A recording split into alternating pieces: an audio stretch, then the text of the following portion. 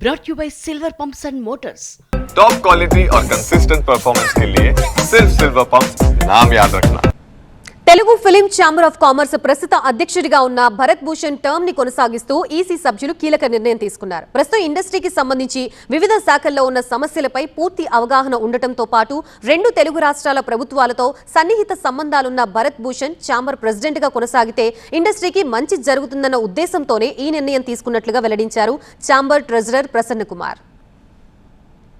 ఇలాంటిది నివారించాలంటే భరత్ భూషణ్ గారు డెఫినెట్గా ఆయనే ఉండి ఆయనే చేయగలరు. అలాగే ఈ ఛాంబర్ ఇదే చేయాలి అని చెప్పి అనుకుని మొత్తం ఈసీ మీటింగ్ జరిగితే ఒక 38 మందిలో 4 వ్యతిరేకించారు. 34 మంది ఎక్స్టెన్షన్ అయ్యి పరిశ్రమలో ఇన్ని సమస్యలు ఉన్నాయి. ఎగ్జిబిటర్ ప్రాబ్లం ఉంది, డిస్ట్రిబ్యూటర్ ప్రాబ్లం ఉంది, ప్రొడ్యూసర్ ప్రాబ్లం ఉంది, ఇండస్ట్రీలో అన్ని రకాల సమస్యలు ఉన్నాయి. ఇవి కాకుండా Telugu film chamber of commerce film Nagar housing సొసైటీలో లీజు రేపు ఫిబ్రవరితో అయిపోతుంది. ఆ ఫిబ్రవరితో ఎక్స్టెన్షన్ చేయమనంటే కాదు, వికెట్ చేయాల్సి వస్తుంది అన్న మూడ్ ఉంది.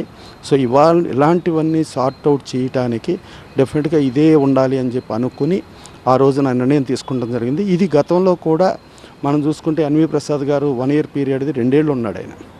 అలాగే నారాయణ దాస్ నారంగ్ గారు 1 ఇయర్ పీరియడ్ది ఆయన 2.5 ఇయర్స్ ఉన్నారు.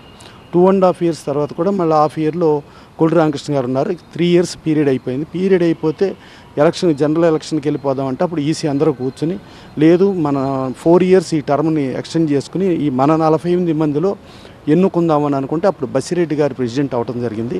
అంటే 2 ఇయర్స్ పీరియడ్ 4 ఇయర్స్ చేసాం. అంతకుముందు 1 ఇయర్ పీరియడ్ 2 ఇయర్స్ చేసాం. ఇండస్ట్రీలో సమస్యలు లేకపోతే ఏమున్నా ఇలా చేసుకుంటాం అనేది రెగ్యులర్గా సాంప్రదాయం.